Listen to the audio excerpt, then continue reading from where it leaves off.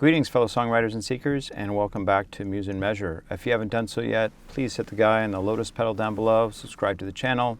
You can benefit from all these incredible questions that I'm getting from fellow songwriters and seekers about the songwriting process and really deepening our approach to songwriting, even beyond craft, but really being philosophical about it and enhancing. And I think it's going to take us to deeper levels of our songwriting, and we're going to create even better songs through this process.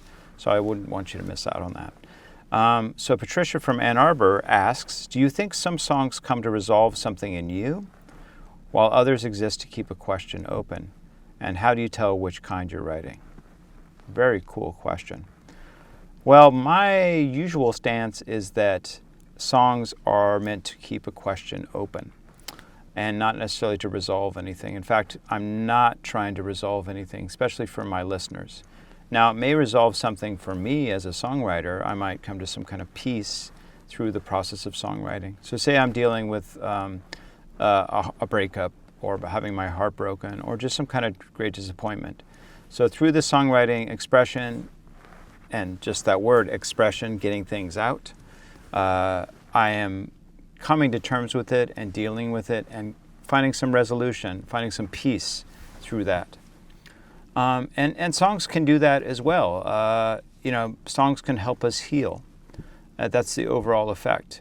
What I mean by that I try to keep them an open question doesn't mean an open wound. It just means that I'm not going to dictate to somebody how to feel or how to think about something. I'm not, going to, first of all, take on that kind of arrogant stance that, oh, I know the answers. This is all you got to do to get over your brokenheartedness. I'm going to hold the hand of my listener and share my experience. And hopefully, through sharing that, they will be pushed further on the path to healing, and so will I. So it's kind of both, songs are meant to give you some kind of resolution because they do give you some kind of solace. Even just the pleasure of listening to music gives us some kind of solace and peace. Because music works on a subconscious level, and it's beyond words. What I mean by that is that what is expressed in music cannot usually be expressed in some kind of concept or words.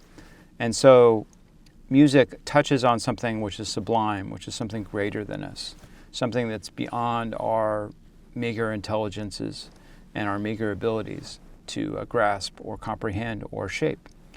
And music points to that. And so for some reason that gives us some kind of solace, just like going to look at the ocean. Maybe it just shows us that, our problems are very small in the grand scheme of things, and there's some kind of natural order that is intelligent in a way. It may not be intelligent in its individual processes. It may just be evolution and physics and all the material forces that are happening. But all those are happening on a grand scale, and so they work, and the natural world works. And it might be horrific at times and feel very unjust at times, but it does work. And so seeing that gives us kind of some solace that we don't have the responsibility to take care of all that. That's given to us. So that gives us some kind of solace and resolution. And I think music has that in it. That's what Nietzsche wrote about in The Birth of Tragedy, that it is connected to the sublime in that way. Now, as far as sticking with Nietzsche, the Apollonian flight of the imagination, that's where I'd want to keep it open, and I don't want to give a prescription for my listener or be too didactic in teaching them. This is the way it is. This is how you should view it. I want it to be remained open. I want to just give them some kind of experience that resonates with them. And, if the chorus has some kind of moral, like, I know everything's going to be okay, well, that's all right, too. I don't generally write choruses like that. But if you want that to be the sentiment, that's all right, too, I think. But I think in the verses especially, you want to have this openness where you are just giving sensory experience and not saying, this is how you should interpret it. So it's back to showing and not telling. It's giving sensory experience, but then not wrapping it up in a nice little bow for them and say, this is what I meant by that. All right. So I hope that answers your question. It's a really good question and one to keep coming back to. And you might ask when you're done with a song, is this opening things up, opening questions, keeping questions open, or have I come to some kind of resolution? And does that serve the purpose of the song, or does it diminish it? Okay.